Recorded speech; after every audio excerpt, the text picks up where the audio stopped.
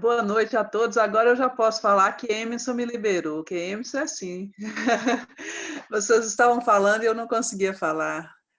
Muito obrigada por ter aceito nosso convite. Estamos honrados com vocês aqui. Tenho certeza que vai ser uma noite muito boa, né, Alice? Acho que vai ser bastante enriquecedora. Agradeço muito, viu? Com A certeza, presença de Fátima. vocês. Nós é que agradecemos. Obrigado pelo convite aí de todos e pelas informações e dicas e receber a gente tão bem aqui também. É verdade. Sempre o pessoal de Montes Claros é muito receptivo. Emerson está correndo risco, bloqueando a chefe. Você imagina, a pessoa não tem medo, né? Ele bloqueia direto. Bloqueia o salário dele. E aí ele vai... Gente, eu esqueci. Aí quando ela precisou falar, que eu lembrei de outra parte. Desculpa, chefe. Não, mas é melhor porque fica mais organizado, né? Não fica tanta gente falando, e aí foi uma organização nossa, viu, Emerson? Então não preocupa com isso, não. Tá tudo bem.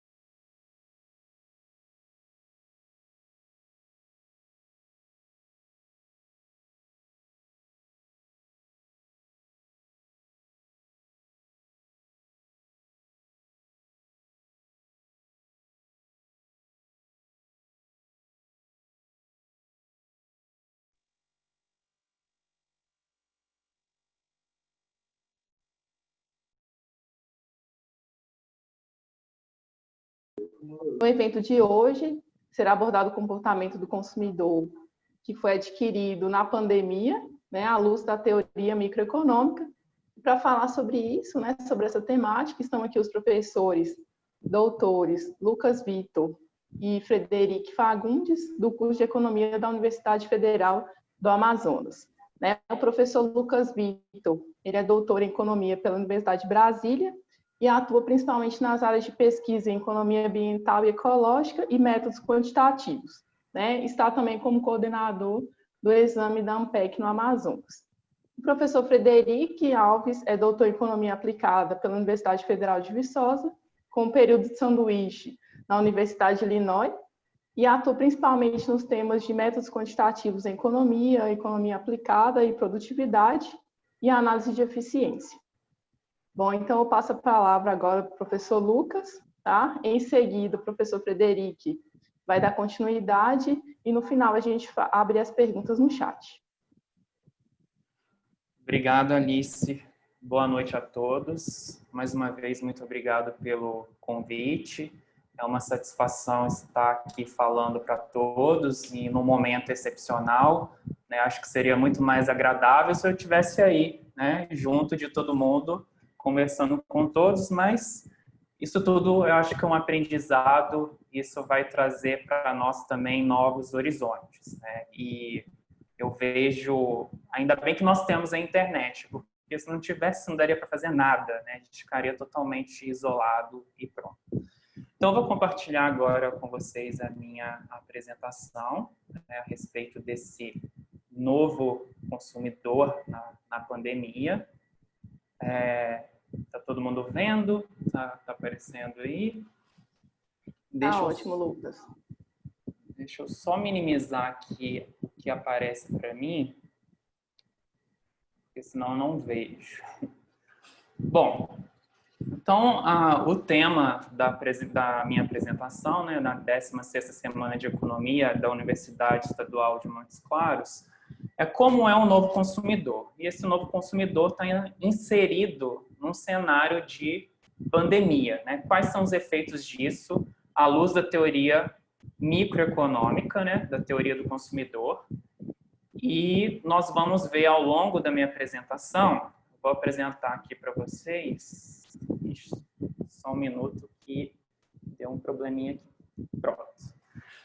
O roteiro da minha apresentação é o seguinte: eu vou falar brevemente, né, desse cenário de pandemia e suas consequências, a teoria do consumidor, né, todos que já fizeram aí introdução à economia ou já fizeram alguma parte de microeconomia, estudaram a fundo aí essa parte da teoria do consumidor, que é basicamente dividida em 3 pontos principais, que é o que o consumidor quer, as preferências, o que o consumidor pode gastar, sua restrição orçamentária, e, por fim, o que o consumidor escolhe. Nós vamos ver tudo isso, mas considerando esse cenário da pandemia, né, os seus efeitos sobre todas essas partes que compõem a teoria do consumidor, e, por fim, os comentários finais.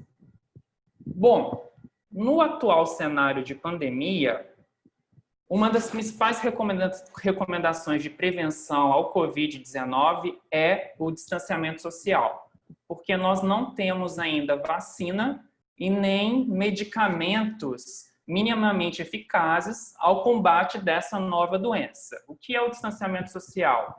É uma situação em que as pessoas, na medida do possível, ficam nas suas residências, diminuindo, assim, o número de interações sociais e, por conseguinte, a proliferação do vírus.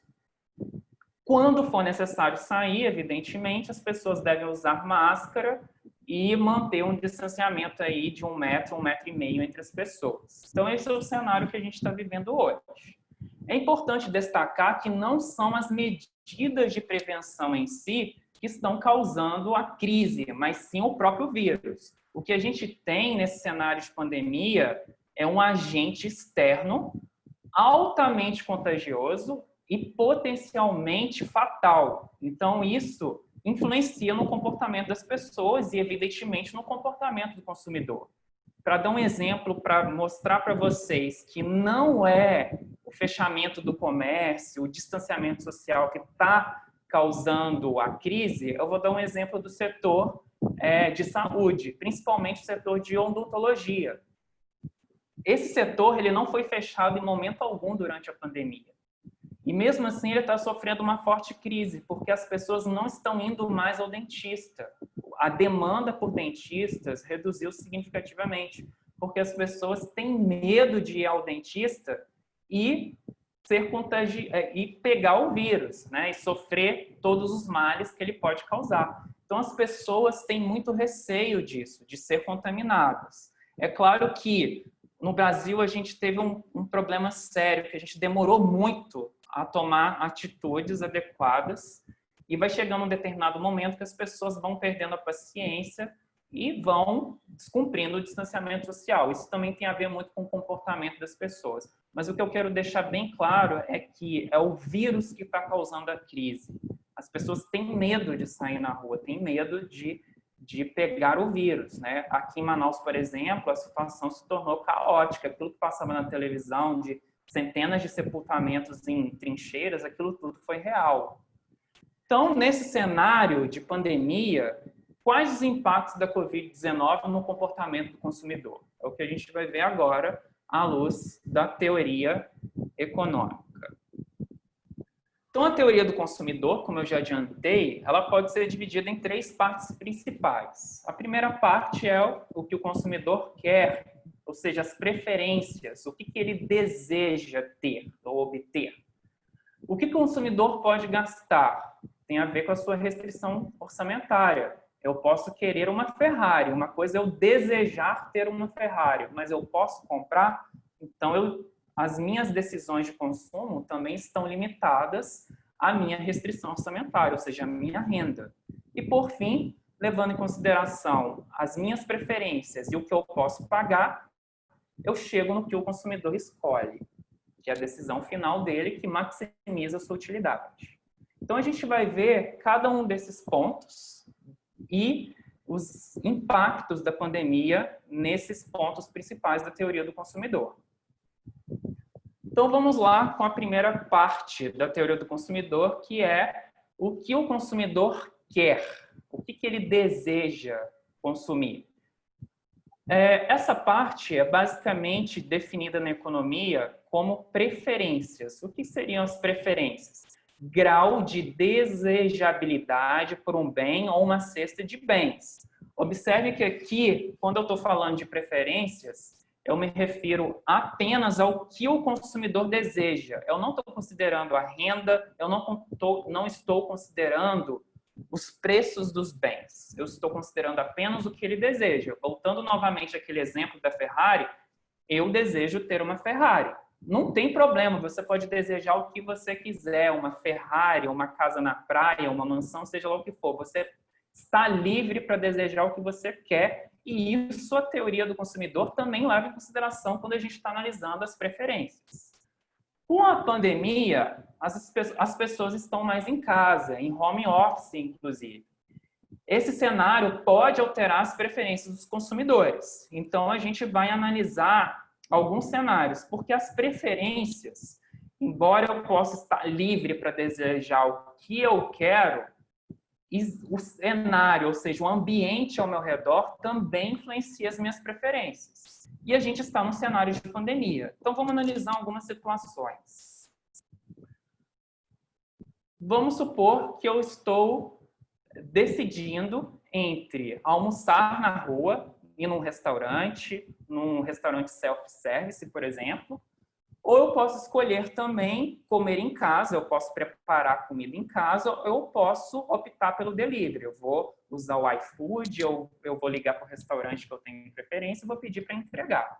Numa situação sem pandemia, pode ser que a minha preferência seja ir até o restaurante e almoçar lá. Na minha opinião, lá é mais agradável, eu não tenho que me preocupar depois em lavar a louça. Do ponto de vista das preferências, pode ser que o consumidor prefira ir até o restaurante. Mas para pensar agora numa situação de pandemia, em que a gente tem um vírus aí altamente contagioso, e eu vou pensar em ir num restaurante self-service. Será que realmente eu vou querer ir nesse restaurante? Imagina só na fila do self-service, é muito comum, né? Tá lá o alimento, a pessoa está servindo, geralmente as pessoas estão conversando o tempo inteiro, ninguém para de conversar ali ao redor da comida.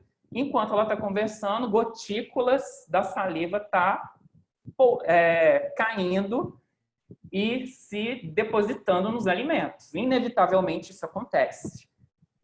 Numa situação de pandemia em que o vírus é transmitido pelo ar e pela saliva, será que eu vou querer realmente ir num restaurante self-service? Creio que não. Creio que a maior parte dos consumidores não desejam essa situação. É claro que há situações que não tem como, eu tenho que trabalhar, eu vou ter que comer no restaurante ali perto do meu trabalho. Há situações inevitáveis. Mas se eu puder escolher, né, vale lembrar que eu estou levando em conta as minhas preferências. Eu vou evitar esses lugares potencialmente contaminantes. Um outro cenário também que está sendo bastante recorrente é comprar diretamente no supermercado ou pedir para entregar. Antes da pandemia era muito comum, todo mundo ia ao supermercado, fazia a compra, levava o carrinho, tudo que você comprou para casa. Hoje em dia tem muita gente ligando para o supermercado, solicitando os itens da compra e pedindo para entregar em casa. Algumas empresas também já perceberam que existe essa demanda e estão ofertando itens de supermercado, alimentos, higiene e limpeza em seus sites, como o caso da Amazon, por exemplo. A Amazon vende de tudo. Então, as pessoas, elas estão pensando muito nesse vírus, que é muito contagioso, e no processo de tomada de decisão, elas estão levando isso em consideração. Elas vão adotar aquela medida que reduza ao máximo possível a probabilidade de se contaminar. As pessoas agem dessa forma intuitivamente. Inclusive, essa questão do supermercado, o que tem acontecido? Tem uma pesquisa divulgada recentemente pelo Global Consumer Insights Survey 2020, uma pesquisa bastante recente, que ela mostra o comportamento do consumidor no supermercado. Então, o principal canal atual para a compra do supermercado. Ainda 60% compra pessoalmente no estabelecimento. Mas vale lembrar que os outros 40% estão comprando de uma forma diferente. 25% optaram por comprar de forma online ou telefone, optando pela entrega na residência, ou seja, esses 25% quer reduzir significativamente o número de interações e, com isso, a probabilidade de ser contaminado pelo vírus. 10% optou pela compra online, mas a retirada na loja, né? Então, isso tem sido muito comum, é o que chama de drive-thru. A pessoa faz o pedido, chega lá na porta da loja e pega o produto já todo embalado, reduz também o número de interações sociais. E a outra forma também encontrada por 4% dos entrevistados é outra pessoa realizar as compras, né? Isso tem ocorrido principalmente com as pessoas mais vulneráveis ao vírus, que têm alguma comorbidade. Elas pedem para um filho, um parente ou vizinho para fazer a compra e entregar na porta da sua casa. E um detalhe bastante importante é que 63% estão fazendo mais compras de mercado online ou por telefone do que antes do distanciamento social. Então, houve uma forte demanda por esse segmento de vendas. E 86% estão propensos a manter esse comportamento após o fim do distanciamento social. Então, o consumidor está mudando o seu comportamento e as empresas também devem estar atentas a essa mudança de comportamento, porque isso está vindo para ficar. Continuando.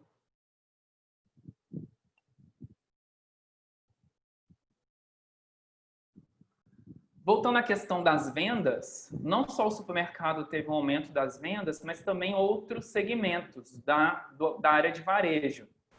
As vendas online durante a pandemia aumentaram em 93% no segmento de calçados, as bebidas 78%, o supermercado que eu acabei de falar 35%, os artigos esportivos 25%, perdão, e por fim a questão dos móveis e itens de decoração aumentaram 23%.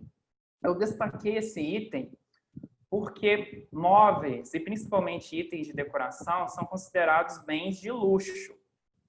E qual que é a característica do bem de luxo? Quando a renda diminui, o consumo desses bens cai mais do que proporcionalmente. E a gente observa que na pandemia, apesar da queda da renda, eu já vou falar mais à frente sobre a renda, ela caiu em média para toda a população, houve um aumento desses bens, né? Será por que isso aconteceu? Né? Porque não era para acontecer justamente o contrário, se ele tem uma característica de bem de luxo, se a minha renda caiu, era para o consumo desses bens cair e cair mais do que proporcionalmente, sendo que ocorreu o contrário, houve um aumento. Por que isso aconteceu? Com a pandemia, houve um outro cenário também para o mercado de trabalho. 8,3 milhões de pessoas passaram a trabalhar remotamente, segundo dados da PNAD Covid 2019, dados aí de agosto, bastante recente esses dados aí. Essa mudança nas relações de trabalho, né, muitos de nós, inclusive, a gente está num caso, um exemplo claro aqui, nós professores todos estamos trabalhando de casa. Não só nós professores, como mais 8 milhões de pessoas aí estão também trabalhando de casa. Esse fato de ter mudado o meu trabalho, como que isso pode afetar o consumo? Justamente aquela questão dos móveis que eu acabei de falar. O que está acontecendo? Como os consumidores estão confinados, né, boa parte dessas pessoas que estão trabalhando remotamente estão confinadas em casa, aquilo que antes não incomodava passou a incomodar. Eu não tenho um escritório adequado, o meu ambiente de trabalho não está legal. Então, aquela reforma que ficou para depois, as pessoas anteciparam essa reforma. Além disso, houve uma série de substituições de consumo.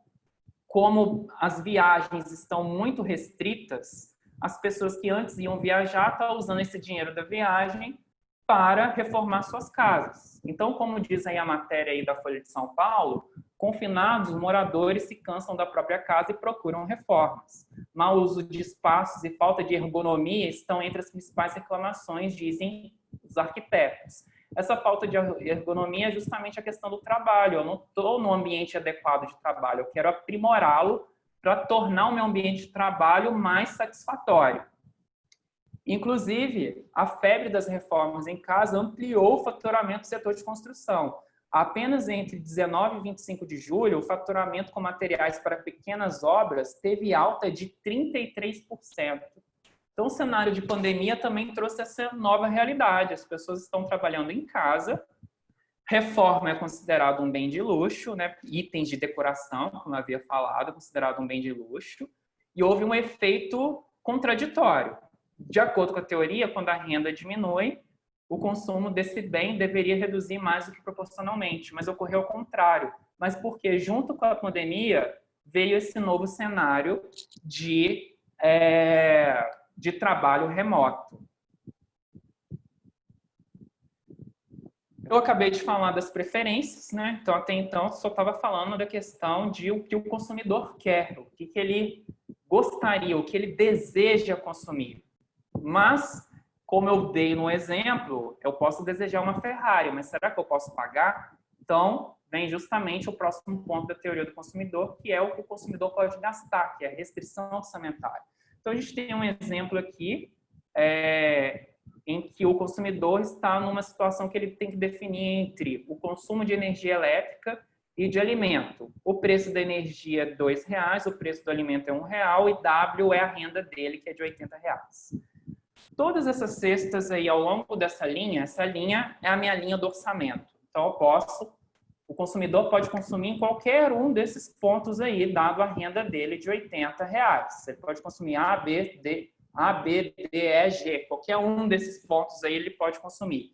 Ele só não pode consumir além desses pontos porque ele ultrapassa a restrição orçamentária dele. A questão, nesse ponto aqui em cima, eu tenho a Ferrari, mas eu não posso pagar por ela.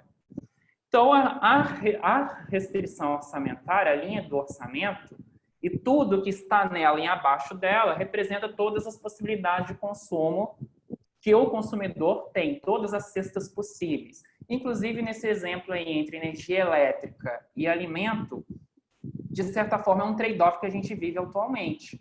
Várias pessoas que teve redução de renda, principalmente os mais pobres, estão tendo que escolher entre comprar o alimento e pagar a energia elétrica. Tanto que o governo adotou medidas para proibir que as concessionárias cortem a energia, né? Então, essa linha do orçamento, mas tudo que está abaixo dela, representa o nosso conjunto orçamentário.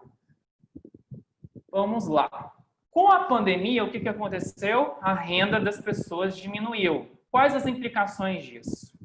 Então, voltando à linha do orçamento, vamos analisar as modificações da renda. Se a renda modifica, a alteração também no meu conjunto de consumo.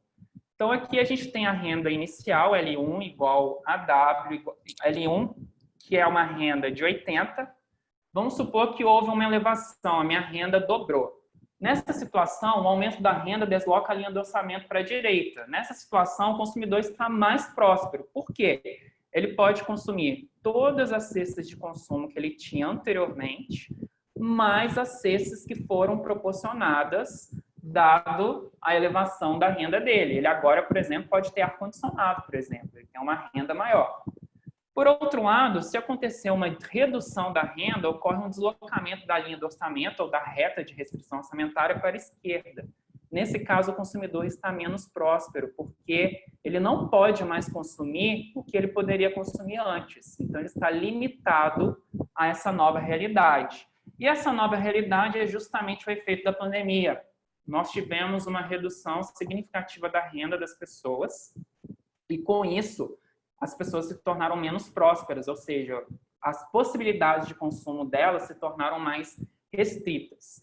Ao mesmo tempo, houve um efeito paradoxal, porque com a pandemia e a queda da renda, o governo tomou algumas medidas. Veio aí o auxílio emergencial, que deslocou novamente a minha reta de restrição orçamentária para cima, aumentando assim as minhas possibilidades de consumo. Nesse caso, o consumidor tornou-se mais próspero. É claro que essa situação vai variar de pessoa para pessoa. Na média, a renda se tornou menor. Mas em algumas situações, o auxílio emergencial proporcionou para as pessoas uma renda maior do que elas tinham durante a pandemia. A gente vai analisar isso mais à frente. Então, o que aconteceu com o rendimento médio no Brasil? Como observado aí nesse mapa, os dados da PNAD Covid-19, o rendimento médio da população antes da pandemia era em torno de R$ 2.377. Com a pandemia, passou a ser de R$ 2.077, uma queda de 12,5% em média na renda populacional. Os principais efeitos ocorreram mais duramente na região centro-oeste, aqui, sudeste e parte do sul. Então, houve uma queda de 12,5% da renda populacional. Então, é justamente aquele deslocamento da linha do orçamento para baixo. O consumidor tornou-se menos próspero. Além disso, há uma forte subutilização da força de trabalho. O Brasil chegou aí a incríveis, e muito triste, a esse cenário aí de uma taxa de desocupação de 13,6%. É uma taxa muito elevada. A gente já estava numa situação de desemprego elevada com a pandemia e isso ainda se agravou. Além disso, 17,7 milhões de pessoas não procuraram trabalho por conta da pandemia ou por falta de trabalho na sua localidade. É o que a gente chama de desalentado, aqueles indivíduos que perderam a esperança de conseguir emprego. É uma situação muito triste. Com esse cenário de desemprego elevado e queda da renda, houve a implementação do auxílio emergencial com valor a partir de R$ 600. No Brasil, 44% dos municípios receberam auxílio emergencial. Esse auxílio foi distribuído principalmente nas regiões norte e nordeste do país. No norte, aí, chegando aí nos estados do Amazonas e Pará, chegando aí entre 61% e 68% dos municípios recebendo o auxílio emergencial. Inclusive, no Brasil, há mais pessoas recebendo auxílio emergencial do que trabalhando formalmente no mercado de trabalho. Em média, os domicílios receberam R$ 896. Os maiores rendimentos médios do auxílio emergencial está principalmente na região norte e nordeste do país. Eu vou destacar aqui o caso do Maranhão, que teve um efeito bastante interessante, porque o Maranhão é um estado que, historicamente, tem renda per capita inferior a um salário mínimo, e com o auxílio emergencial, o Maranhão é um dos estados que está recebendo esse limite superior aqui de R$ 1.034. Então, os residentes do estado do Maranhão recebem, em média, de auxílio emergencial, R$ 1.034, um valor muito próximo do salário mínimo atual, que é de R$ 1.045. Então, isso, no estado do Maranhão, trouxe um efeito muito significativo, porque a renda da população aumentou significativamente no estado. Então, como eu disse lá no começo da questão da restrição orçamentária, algumas pessoas, e nesse caso alguns estados, como o exemplo aí do Maranhão, o auxílio emergencial elevou a renda das pessoas a um nível superior ao nível de renda que havia antes do cenário de pandemia. Então, com relação à restrição orçamentária, a gente pode tirar algumas conclusões a respeito do comportamento do consumidor, dado todo esse cenário aí de restrição de renda, etc. Aqui é uma continuação daquela pesquisa que eu falei, do Global Consumer. 45% dos consumidores tiveram redução do rendimento familiar, mas 2/3 acreditam que essa redução é uma redução de curto prazo, ou seja, temporária. Quando a gente analisa essas reduções aí por faixas etárias, a gente observa que as maiores reduções ocorreram justamente na geração Z, que eu acredito que a maior parte das pessoas que estão me ouvindo agora, me assistindo, né, que é a faixa etária dos 18 aos 22 anos, em seguida dos milênios, que houve uma redução de 55% na renda, que é o pessoal que está na faixa etária aí entre 23 e 36 anos. A faixa etária que sofreu menos impacto é dos tradicionalistas, que têm 74 anos ou mais. Por que eles sofreram menos? Porque essa faixa etária é caracterizada por pessoas que já estão aposentadas. Então, elas sofrem menos, uma vez que a aposentadoria não reduz de valor, pelo menos em termos nominais. Apesar dessa redução aí de salários, de renda, de todos os trabalhos na geração Z e milênios, essas são as gerações que mais têm perspectiva de aumentar o consumo nos próximos meses. 38% dos respondentes dessa faixa etária pretendem aumentar o consumo nos próximos meses. Bom, dado tudo isso que eu falei da questão das preferências, o que o consumidor deseja, e no cenário de pandemia houve uma distorção dessas preferências, em seguida a questão da restrição orçamentária, que houve uma redução da renda em média, o que o consumidor escolhe, né? Quando a gente estuda a teoria microeconômica, essa é justamente a parte da maximização da utilidade, quando eu levo em consideração as preferências e a restrição orçamentária. Então, o que o consumidor vai escolher? Bom, o cenário geral de pandemia é o seguinte: 45% dos consumidores tiveram redução no rendimento familiar, mas eles têm expectativa que esse efeito será de curto prazo, mas no atual momento, evidentemente, como houve uma redução de renda, é natural que haja uma redução do consumo. Ao mesmo tempo, o consumidor, nesse cenário de pandemia, ele quer ter confiança para retomar suas interações físicas, ou seja, suas interações sociais. Ninguém vai sair aí, embora muitos já estão se arriscando, né? Mas muita gente vai evitar o máximo possível ter interações físicas aí fora, ir a shopping center, entre outras atividades aí que tem muitas interações sociais. Isso traz implicações, as pessoas vão consumir mais no comércio virtual. Então, o relacionamento com clientes via canais digitais estão se ampliando. 63% estão fazendo mais compras no mercado online ou por telefone. 86% estão propostos a manter esse comportamento após o fim do distanciamento social. Então, o que está acontecendo? Uma popularização das compras online. Além disso, o próprio auxílio emergencial trouxe pessoas que não estavam no sistema bancário para o sistema bancário. Houve uma bancarização de grande parte da população. E isso vai induzir o consumo online, porque é fundamental você ter uma conta em banco e um cartão de crédito para você fazer compras pela internet. E o foco vai ser principalmente com relação aos cuidados pessoais. As pessoas estão mais preocupadas com a saúde mental e o bem-estar, saúde física, as necessidades médicas e etc. Então, ao meu ver, esse é o comportamento do novo consumidor, esse consumidor do cenário da pandemia. Ele tem uma renda menor, ele está com medo de ser infectado pelo coronavírus e ele vai encontrar alternativas que minimizem essa probabilidade dele ser contaminado. Bom, é isso que eu gostaria de falar. Obrigado pela atenção e obrigado pela oportunidade de estar falando com vocês.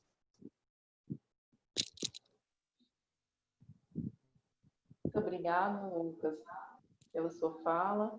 Excelente apresentação. Agora a gente vai passar a palavra para o professor Frederico.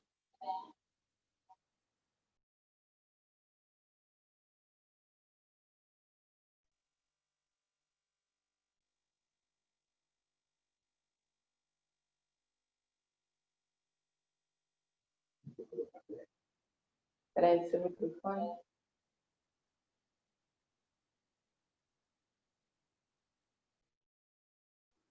Estão me ouvindo agora? Sim, agora sim. Ok.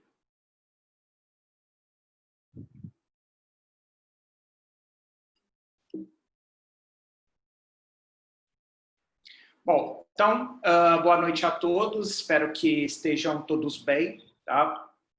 Vamos dar continuidade, então, agora à apresentação do professor Lucas na 16ª Semana de Economia da Unimontes, tá? Vamos continuar conversando um pouco sobre como que é esse novo consumidor na pandemia e como que serão os comportamentos desse consumidor pós-pandemia, então.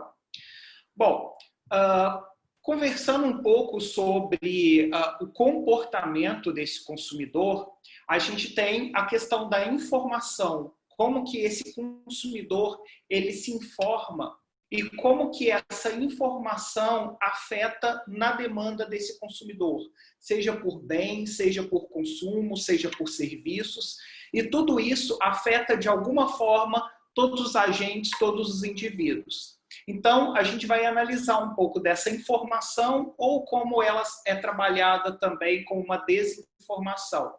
Então, eu já começo com vocês aqui com uma informação de abril que o presidente dos Estados Unidos sugeriu que as pessoas se tratassem de Covid-19 através do consumo de desinfetante, certo?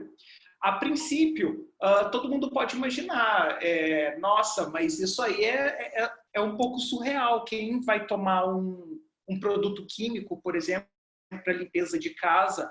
Mas acontece que algumas pessoas elas assimilam essa informação e elas passam a tratar aquilo como um consumo. Isso pode gerar uma certa demanda do consumidor.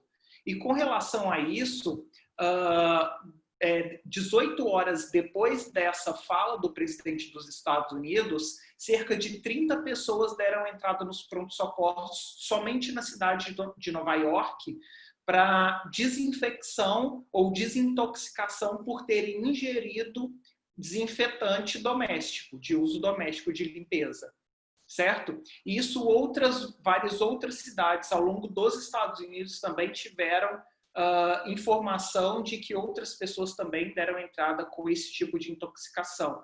Então, como que a informação consegue afetar na demanda do consumidor? E aí a gente tem vários outros exemplos. Por exemplo, pesquisas fake que a pesquisa da USP comprovou que pessoas confinadas são mais propensas a contrair o coronavírus. Outra mentira também, que um estudo da Coreia do Sul prove que a quarentena é inútil para a população. Então, todas essas informações elas precisam estar sendo corrigidas, digamos assim, para que isso não afete a demanda do consumidor de forma errada. Fotos que mostram lesões de infecção após o uso de máscaras. Então, isso pode afetar com que as pessoas parem de usar máscaras, por exemplo. Neurocientista britânico concluiu que a maioria da população é imune ao coronavírus, ou seja, todo mundo vai parar o distanciamento social por conta disso. Então, os órgãos de informação precisam a todo momento trabalhar para que o comportamento do consumidor não seja alterado. Fake news, por exemplo, de que a demanda por produtos chineses caíram 78% em boicote com relação à pandemia. Então, isso também é uma informação errada, porque a demanda por produtos chineses ela aumentou ao longo de 2020, por exemplo. A demanda por vinagre de maçã e alho, ou outros produtos, ou outros medicamentos e tratamentos que tentem curar a Covid-19. Então, isso, o Lucas também mostrou para vocês que a cesta de consumos por medicamentos ou por outros tipos de tratamento também, ela aumentou durante a pandemia por bens de consumo básico, como cesta básica, alimentos, como também medicamentos também, mesmo que esses medicamentos não tenham comprovação científica. Então, notem que o tipo de informação que chega para a gente, ela pode modificar as cestas de consumo que as pessoas vão levar em consideração dióxido de cloro, por exemplo, que é um produto mais abrasivo ainda do que a água sanitária, cura Covid-19. Então, esse tipo de informação que chega para o consumidor, ele consegue afetar de maneira a melhorar a utilidade do consumidor ou reduzir a utilidade e o bem-estar do consumidor, inclusive, certo? Um outro tema que a gente vai tratar também com relação à teoria microeconômica e levando em consideração também a pandemia, são os temas de risco e incerteza. Os assuntos de risco e incerteza, eles são temas fundamentais da teoria econômica moderna.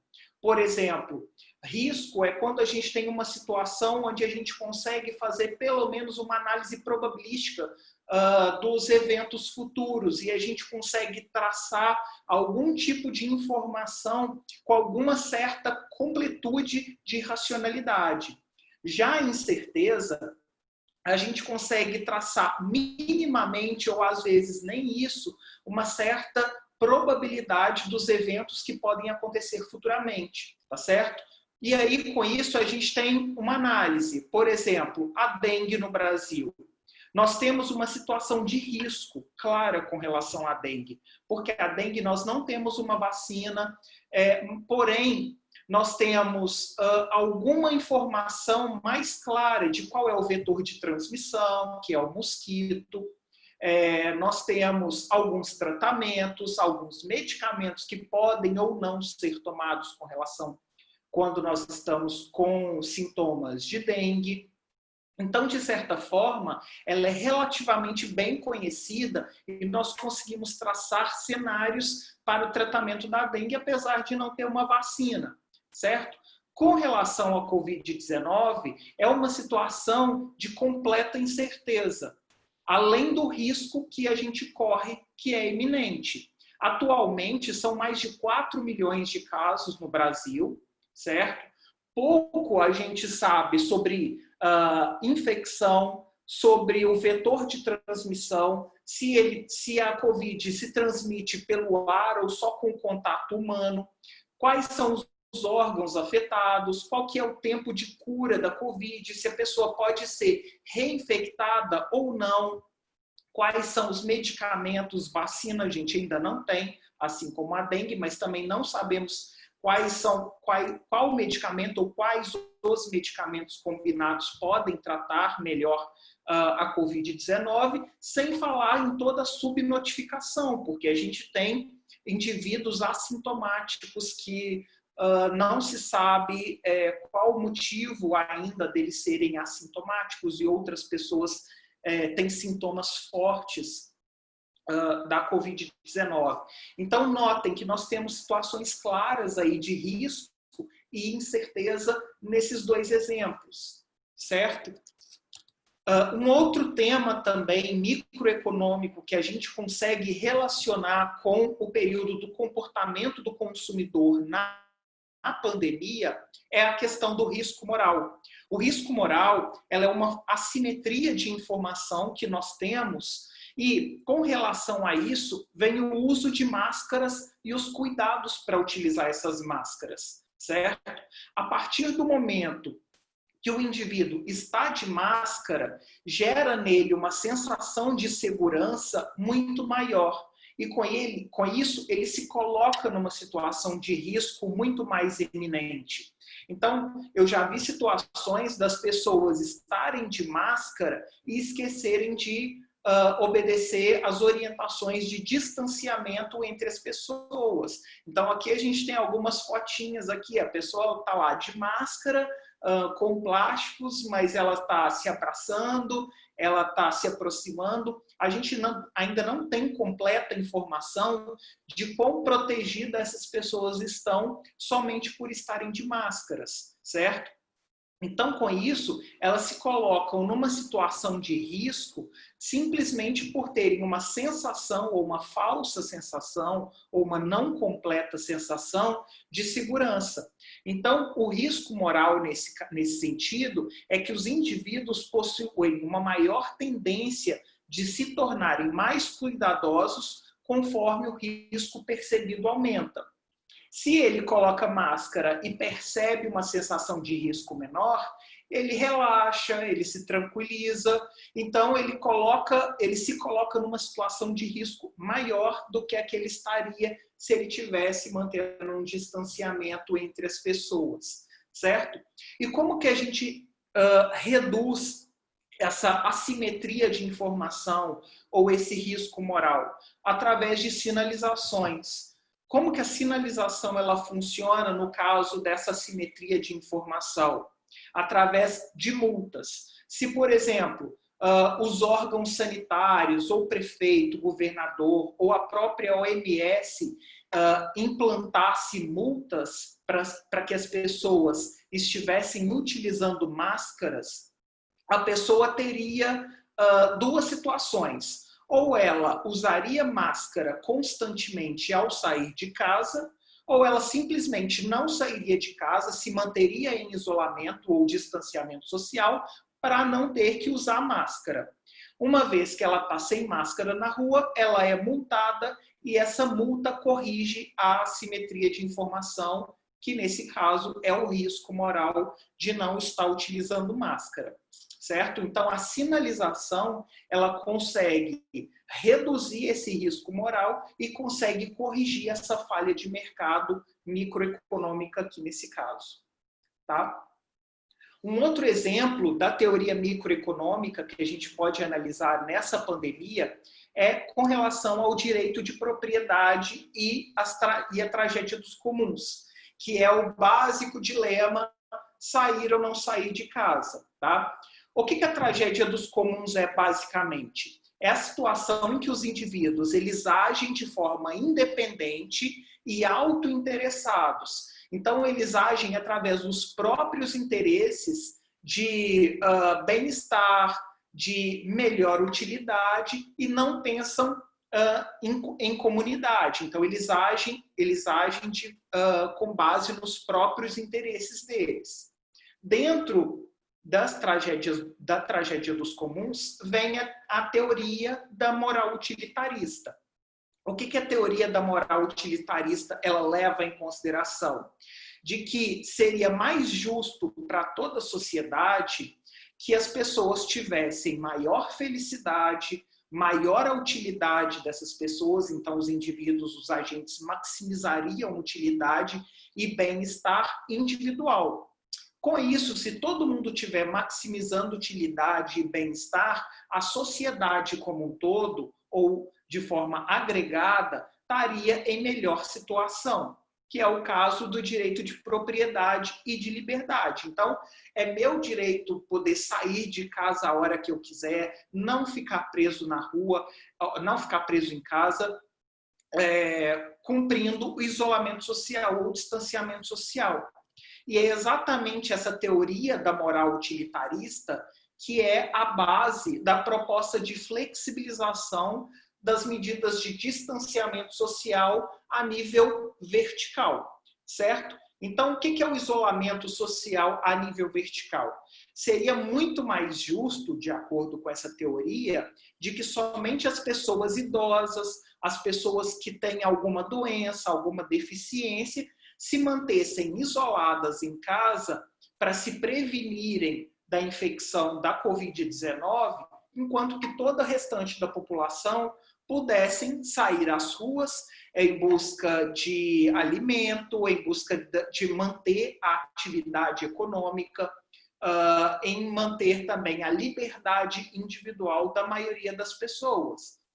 Então, o isolamento vertical é de que somente as pessoas em grupo de risco, idosos e pessoas com comorbidades, se manteriam isoladas. De forma contrária, o isolamento horizontal é de que todas as famílias se mantessem isoladas ou com distanciamento social. Então, não somente as pessoas com comorbidades ou as pessoas idosas se manteriam isoladas para se protegerem do vírus, e sim, todas as famílias se manteriam em isolamento social para que um indivíduo da família saia e não volte e contamine todos aqueles outros que se manteram de forma isolada permanentemente. tá? Só que essa teoria da moral utilitarista, que cada indivíduo teria liberdade para sair, que ele deveria prezar pelo bem-estar dele e que somente as pessoas vulneráveis se mantessem isoladas, elas têm falhas, elas têm contradições dentro dessa própria teoria que implicam em questionamentos, como, por exemplo, tá, ok, então se somente as pessoas idosas vão se manter isoladas, como que funcionaria, por exemplo, com os indivíduos assintomáticos? Se uma pessoa que não tem nenhum tipo de morbidade, ela sai à rua para trabalhar, para comprar alimentos ou simplesmente para se divertir, e ela volta para casa e contamina todos os seus outros parentes, como que essa pessoa ela iria se sentir? Ela iria se sentir mais feliz individualmente se o seu parente mais próximo pegasse Covid-19, por exemplo? Como que as pessoas individualmente se sentiriam mais satisfeitas, em melhor bem-estar individualmente, se grande parte da população se contaminasse ou viesse a óbito? Seria uma sociedade mais feliz, dado que individualmente os indivíduos estão mais felizes, mesmo que todas as outras pessoas ou grande parte da população se tornasse contaminada ou viesse a óbito, a sociedade em si como um todo, de forma agregada, se sentiria mais feliz, com bem-estar elevado, com maior liberdade? Então, alguns tipos desses questionamentos podem ser levantados. Por exemplo, vejam essa figurinha aqui. O capitalista, digamos assim, a pessoa afortunada, ela está num isolamento horizontal. Para ela está ótimo. Enquanto que os trabalhadores, ela quer que vá para o isolamento vertical, que eles podem ir trabalhar enquanto outras pessoas podem ficar em casas isoladas se protegendo. Então, de certa forma, tornar algumas pessoas da população mais livres para escolher o distanciamento social de forma vertical ou horizontal, enquanto outras podem se tornar isoladas, individualmente, os indivíduos podem ser mais livres, mas coletivamente, essa liberdade, digamos assim, ela vai trazer um malefício para toda a comunidade e, com isso, a utilidade da população agregada ela vai se tornar menor do que se todos se isolassem horizontalmente, se todos se protegessem de forma coletiva. Então, alguns confrontos entre essa teoria da moral utilitarista, ele leva em consideração também essa questão da liberdade que é colocada na teoria da moral utilitarista, na maximização da utilidade e no bem-estar individual frente ao bem-estar da comunidade como um todo. Então, essa era a parte que eu tinha para apresentar para vocês com relação ao comportamento do consumidor e algumas dessas teorias que impactam no comportamento do consumidor e da sociedade em si, para que nós possamos começar a pensar de uma forma como vamos sair mais rapidamente dessa pandemia agora que nós estamos vivendo. Então, era isso que eu tinha para apresentar para vocês. Obrigado. Frederico e Lucas, muito obrigada pela explanação, né, pela excelente explanação que vocês fizeram sobre a questão do comportamento do consumidor à luz da teoria microeconômica, né? Acho que foram assim conceitos e aplicações, né, para a gente ver o que está acontecendo no nosso momento atual, assim, extremamente válidos, de extrema importância até para a nossa reflexão, né? E aí, Lucas e Fred, a gente teve algumas perguntas aqui no chat. Eu vou começar aqui com uma pergunta para o Lucas. Foi o professor Geraldo Guedes, ele foi professor lá do nosso departamento, né? E ele pergunta assim, qual que é a tendência do consumo para os bens duráveis pós-pandemia, considerando que a renda está caindo e o desemprego aumentando, né? Quer saber qual seria a sua visão em relação a isso? Professor Geraldo, obrigado pela pergunta e pode deixar que eu vou dar um abraço no Mauro e no Silvio Puga, reitor. Pode deixar. Com relação à tendência para bens duráveis, no pós-pandemia, que era a pergunta, ou durante a pandemia? Deixa eu ver. Ok. Pós-pandemia. Na minha opinião, isso vai depender muito da retomada de crescimento da economia, né? Que é uma coisa que está muito em discussão, né? Como que será a retomada da economia brasileira? Será uma retomada em V, ou seja, houve um forte declínio, mas, por conseguinte, haverá um forte crescimento e a retomada será muito rápida? Ou será um crescimento em U, em que houve uma forte queda, mas a recuperação vai ser lenta, lenta, lenta e só depois vai começar a se recuperar? Ou uma situação pior ainda, uma recuperação em L, em que a gente cai fortemente e mantém nesse patamar baixo durante muito tempo. Então, ao meu ver, vai depender muito dessa questão da retomada da economia, que é uma dúvida que todos nós economistas temos, a gente não tem certeza de como será essa retomada. O Paulo Guedes, ele aposta numa retomada em V, mas eu não acredito nessa possibilidade, até porque o auxílio emergencial não vai durar de eterno, ele vai acabar em algum momento, inclusive os próximos auxílios serão na metade do valor, né? Então isso já vai restringir ainda mais a renda das pessoas. A questão dos bens duráveis depende justamente dessa questão da renda, né, e da recuperação econômica que nós teremos. Então, como eu falei, o Paulo Guedes ele aposta numa recuperação em V. Eu acho muito improvável, porque a economia brasileira já estava numa situação muito fraca antes mesmo da pandemia. Se a gente analisar o desempenho do PIB trimestral do Brasil, o primeiro trimestre, após a revisão do IBGE, houve uma queda de 2,5%.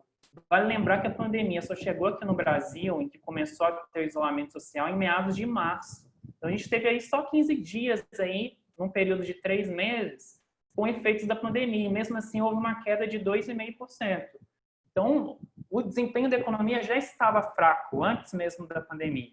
Então, precisa ser repensado as formas de como a gente vai agir daqui para frente, quais serão as políticas econômicas adotadas. Vale lembrar que a gente está numa situação bastante desconfortável também, porque não tem muito espaço fiscal para adotar estímulos governamentais.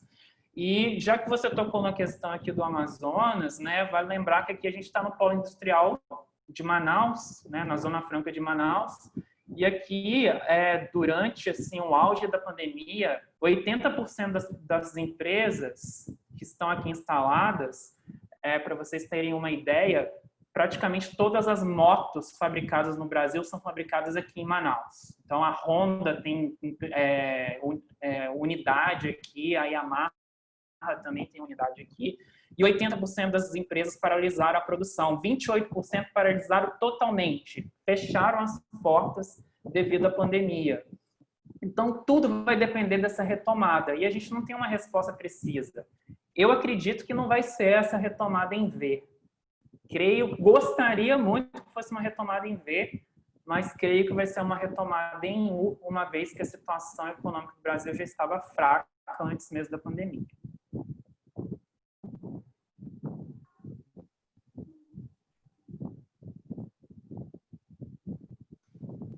Professor Fred, vamos revezar, tá bom? Que aí vai dar um descanso para o Lucas e aí nós vamos batendo uma bola aqui. Sem problema. Então, tanto para você, né, como para o Lucas, agradecimentos e elogios com relação às apresentações. O professor Geraldo Matos Guedes, que inclusive gostaríamos de registrar aqui, que é o nosso homenageado, né, dessa semana de economia, é o professor homenageado. Ele pergunta para o professor Frederic: o consumo de dióxido de cloro aumentou expressivamente nos últimos meses para fazer a solução de CDS e MMS, que são indicados para o combate ao SARS-CoV-2. Como vê isso frente à indústria farmacêutica? A gente tem que lembrar e levar em consideração que várias frentes de estudos elas estão sendo realizadas. Então, a gente nota uma corrida científica em busca de medicamentos que já existem e de medicamentos novos para tentar combater essa pandemia. Então, assim, certeza a gente ainda não tem de nada. Então, tudo que está sendo feito a partir de agora são testes. Então, na minha visão, nada pode ser descartado. Tudo é válido como estudo, mas a partir do momento que os estudos científicos são feitos, revisados e comprovados que não têm eficácia científica ou eficácia no tratamento da doença atual, eles têm que ser descartados para não desperdiçar esforços científicos. Então, imaginem uma determinada equipe de cientistas ficarem testando e tentando novamente um mesmo medicamento e vendo que aquilo não tem solução e reação, e mesmo assim eles continuarem testando um determinado medicamento, é perda de capital humano. Eles têm que abandonar, refutar todas as hipóteses que eles estavam levantando e partir para um novo conhecimento, para um novo medicamento, porque senão é desperdício de capital humano, é desperdício de recurso tecnológico e aí é desperdício também de capital, de mão de obra, porque pessoas estão morrendo com relação à pandemia. Então, o tempo corre, é uma bomba relógio. Então, na minha visão, nada pode ser eliminado. Tudo que for conhecimento, tudo que for tentativa é válida, desde que seja cientificamente comprovado. Okay. Certo? Obrigada, Frederico. Lucas, agora eu vou compilar duas perguntas que têm uma conexão aqui. O discente Lucas, seu xará, ele está perguntando sobre essa questão de como que mantém a taxa de consumo para bens essenciais a partir dessa redução do auxílio para R$300, né?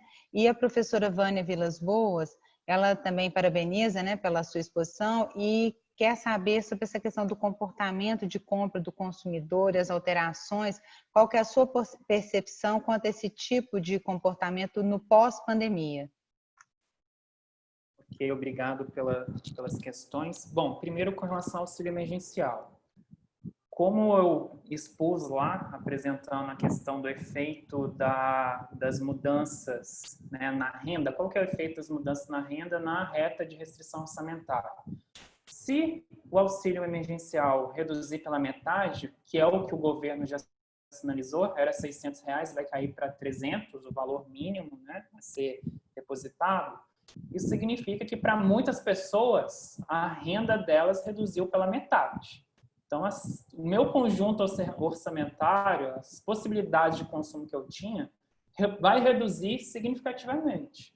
Então, aquele indivíduo que antes estava fazendo uma reforma ou comprando uma geladeira com esse dinheiro, não vai fazer isso mais. Ele vai usar esse dinheiro justamente para consumir itens básicos, né, que é a questão de alimentação, principalmente. Esse dinheiro vai ser o suficiente para comprar uma cesta básica mínima. E olha lá, porque os preços dos alimentos também estão aumentando de forma muito significativa. A outra pergunta, me desculpa, você pode me relembrar, por favor?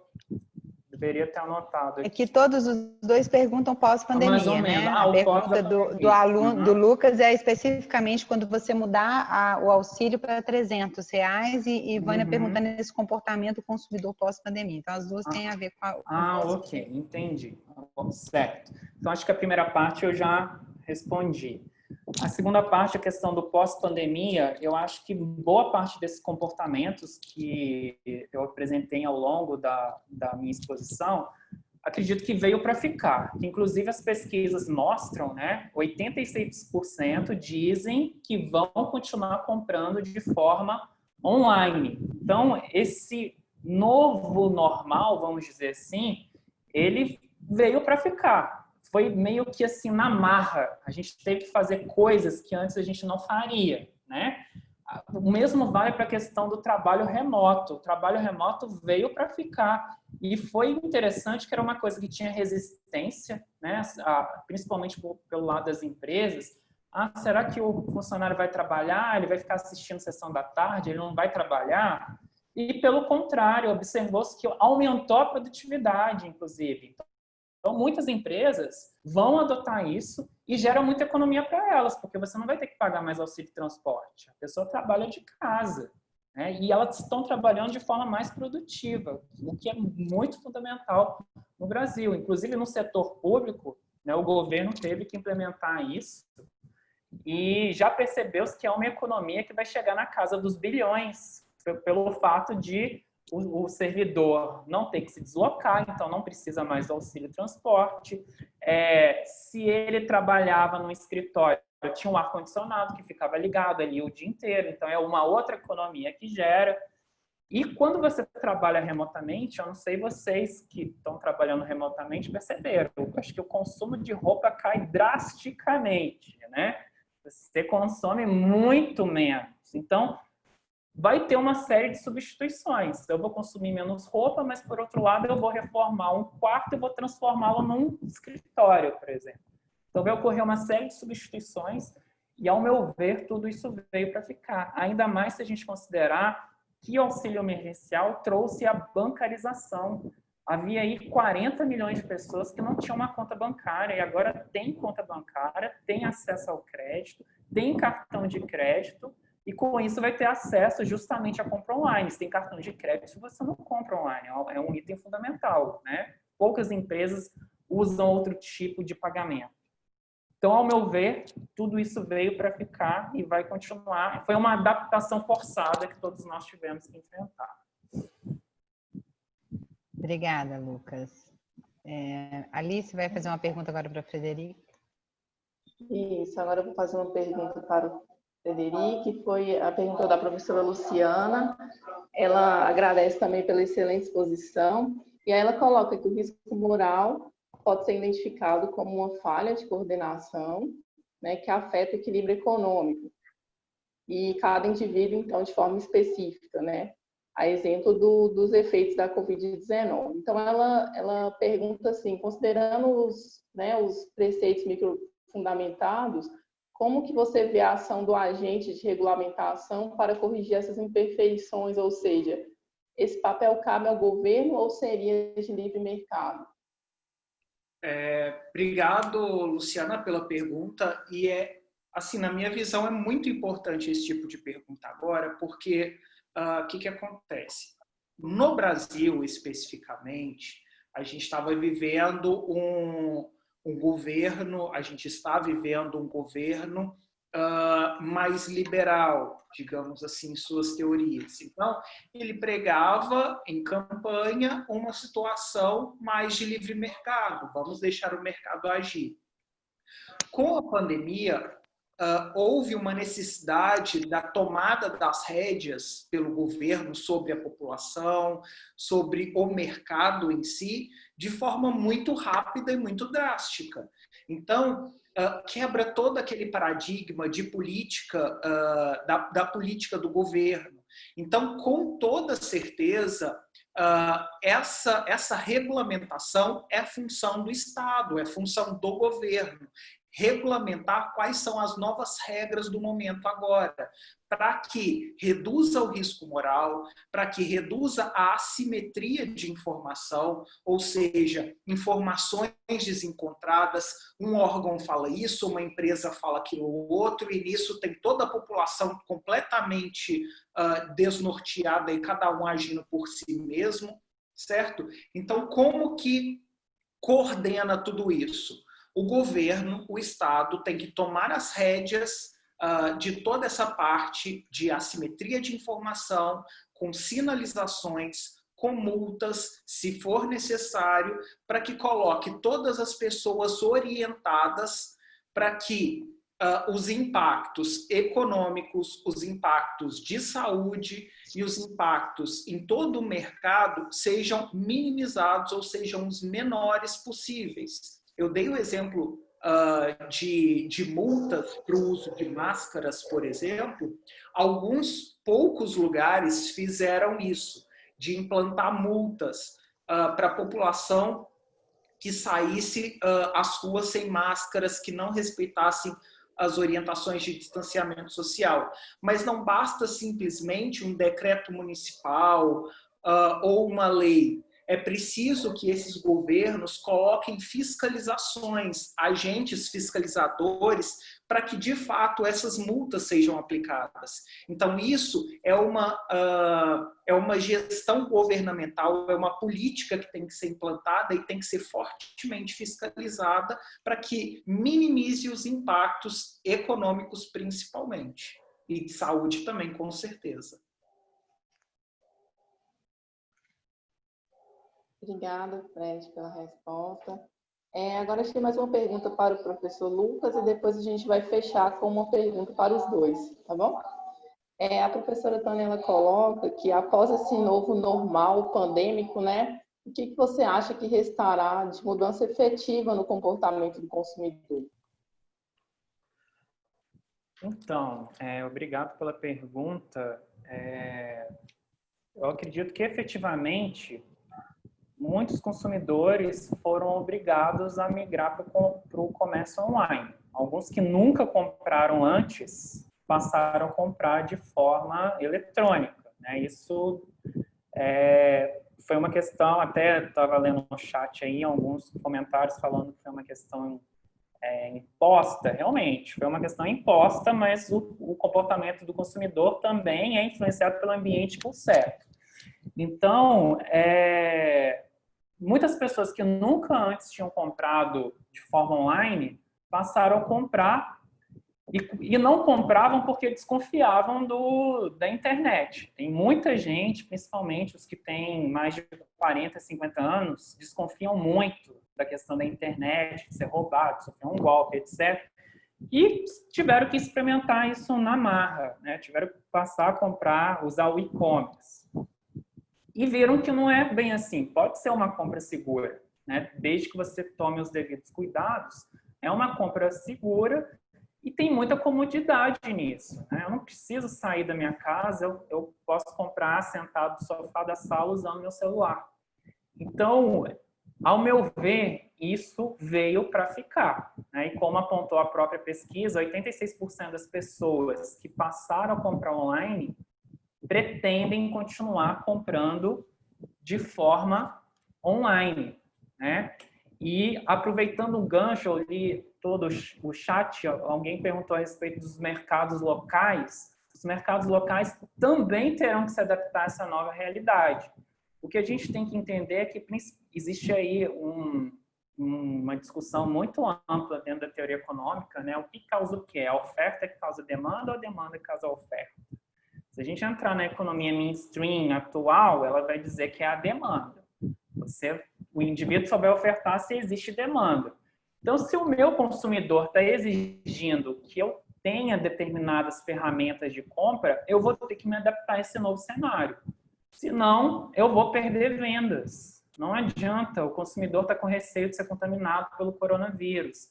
Então, aquele mercado local que antes, por exemplo, não fazia entrega, ele vai ter que passar a fazer entrega, senão ele vai morrer. Porque, infelizmente, no Brasil, segundo uma pesquisa do Sebrae, as micro e pequenas empresas, elas só têm caixa para sobreviver durante 28 dias. Então, imagina só, com o distanciamento social, as empresas todas tiveram que fechar, principalmente restaurantes, shopping centers e etc. E o caixa só para 28 dias. Então, infelizmente, muitas empresas quebraram. Mas aquelas que conseguiram inovar de alguma forma, por exemplo, antes eu não fazia entrega, passei a fazer entrega. Antes eu não ofertava determinado produto, passei a ofertar. Por exemplo, a pandemia gerou demanda para máscara. Antes ninguém... Para que eu ia comprar máscara? Qual motivo eu ia usar máscara? Então, aquele indivíduo que perdeu o emprego, ele teve que encontrar uma outra forma. Ele percebeu a demanda de máscara. Vou passar a fabricar máscaras. Então, os pequenos mercados, eles também têm que se adaptar a essa nova realidade, porque eles podem ser engolidos pelos gigantes. No caso da Amazon, né, o Jeff Bezos se tornou o homem mais rico do mundo, o primeiro a ter 200 bilhões de dólares. É uma fortuna gigantesca, ele tem mais dinheiro do que o PIB do Brasil, quase. Uma situação muito... ele não, a empresa em si vale mais do que o PIB do Brasil. Então, é aquele negócio que eu falei no começo. Com a pandemia, alguns perderam, outros ganharam. E esses bilionários ganharam mais ainda.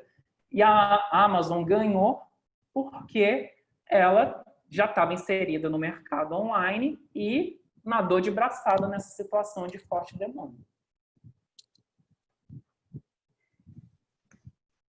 Excelente, Lucas. É isso aí, né? Quem não se adaptar vai de fato morrer, né?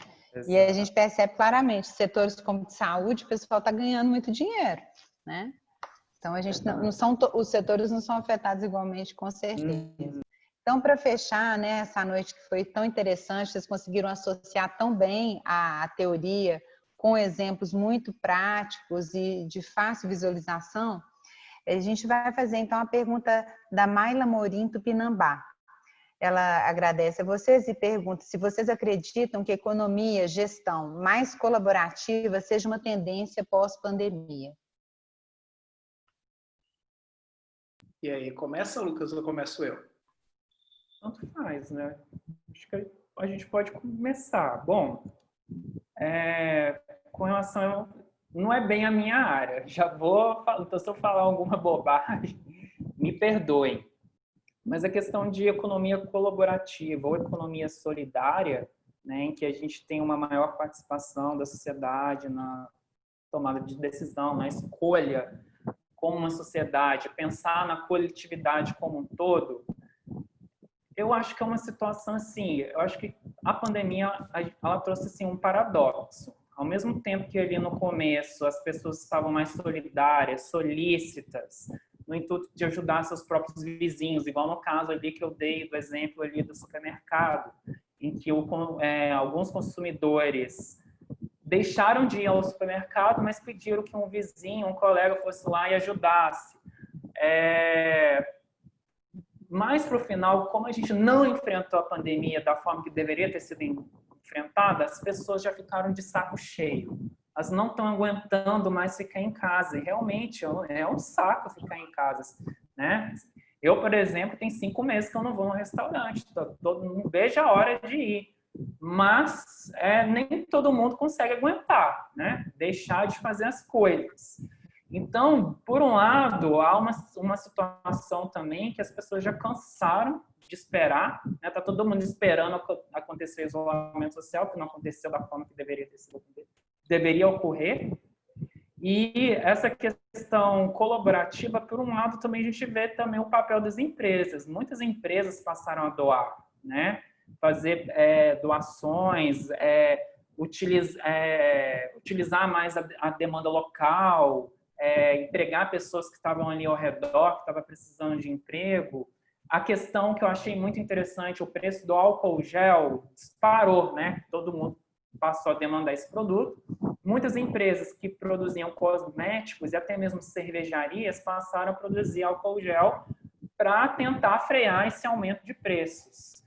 Então, eu vejo que é uma questão paradoxal. As pessoas andam meio de saco cheio da pandemia, esse negócio não termina nunca. A gente não enfrentou, como eu falei antes, não enfrentou da forma que deveria ocorrer. Então, se tivesse tomado as medidas adequadas desde o começo, talvez hoje o nosso platô seria bem menor, né? Porque é inadmissível no Brasil ainda ter 30 mil casos diários e quase 1.000 mortes diárias, né? Então, eu acho que existe aí um paradoxo. Professor Fred, se quiser complementar. Sua linha de raciocínio vai bem próxima da minha também. No começo da pandemia, tudo isso, todo esse grande tempo é porque a gente não soube tratar a pandemia da forma como ela deveria ter sido feita.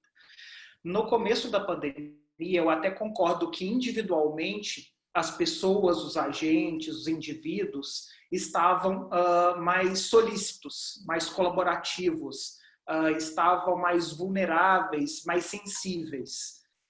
Agora, as pessoas elas estão agindo com seus próprios interesses, elas estão pensando em si própria para tentar, digamos, manter o seu bem-estar e não importa mais o do outro, certo? 5 meses depois da pandemia é o que o Lucas falou agora, as pessoas estão de saco cheio e vou manter o meu e, se quiser, o outro que preocupe com o dele, certo?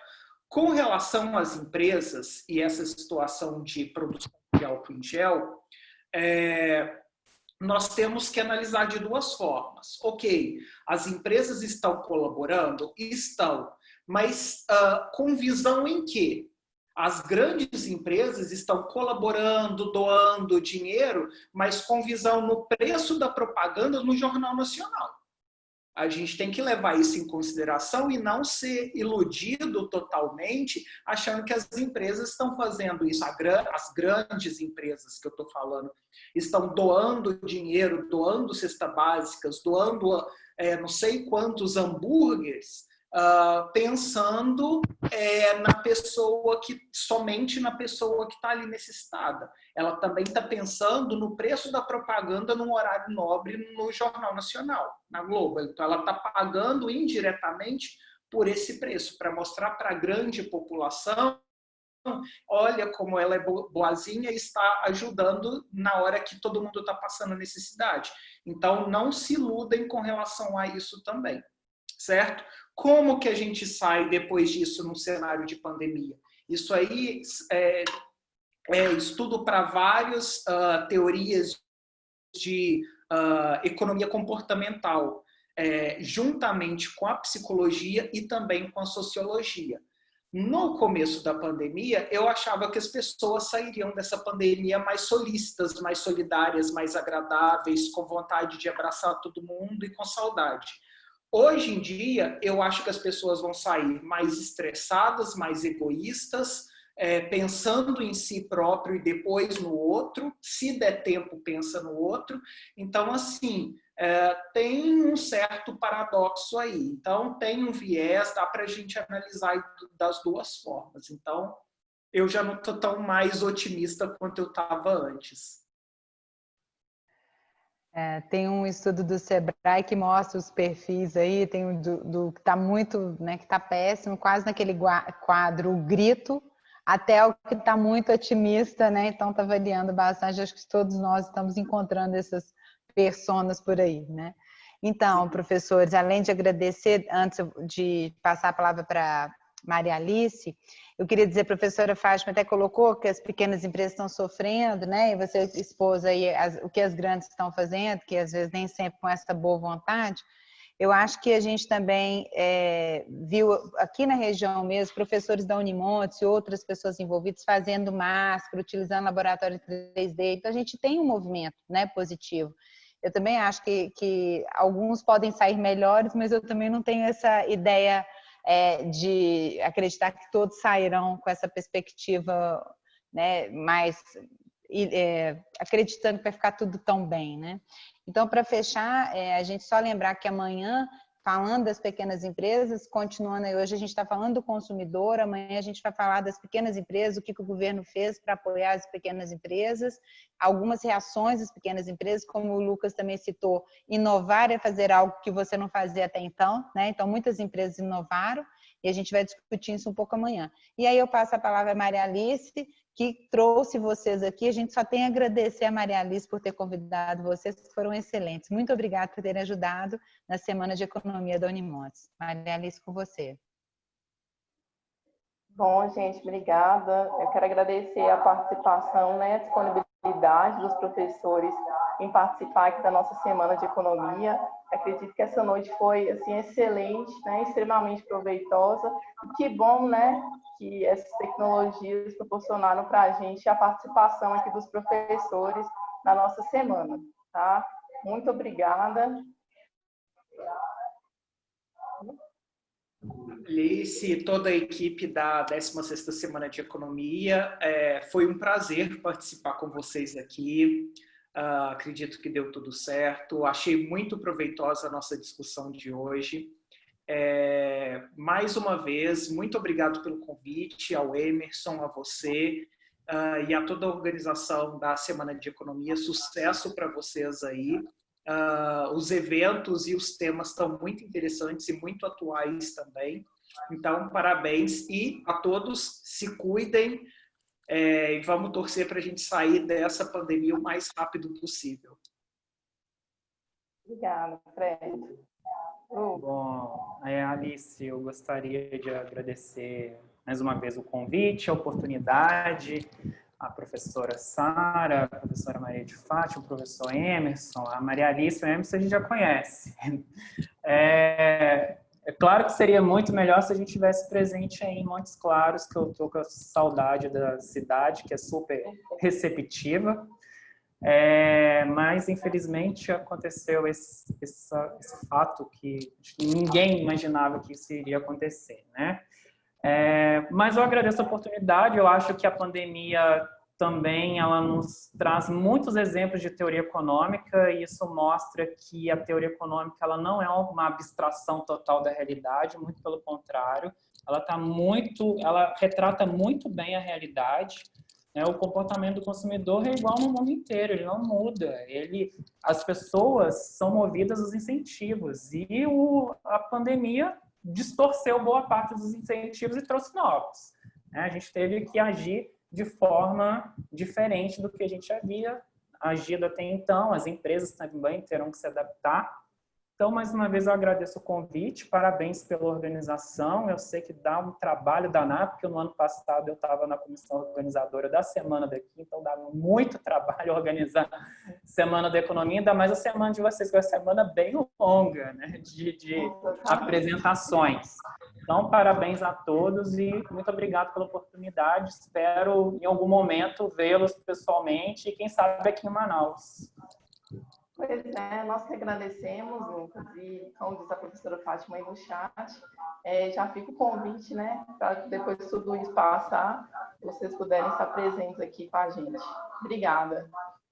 Boa noite a todos e até amanhã na nossa palestra às 9 da manhã. Tchau, tchau, boa noite. Tchau, boa noite.